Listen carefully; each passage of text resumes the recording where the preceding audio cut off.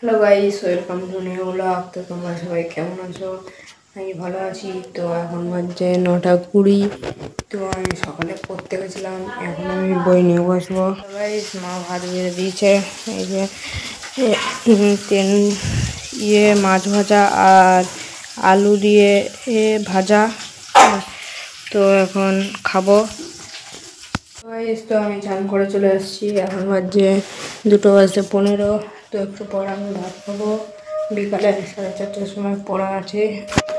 তো আমি এখন পড়তেও 5টা বাজছে। তো আমাদের এখানে মেঘলা হয়ে রয়েছে।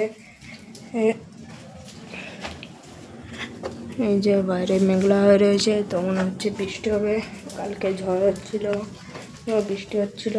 তো এখন আবার দেখা হবে হচ্ছে 7টার সময়।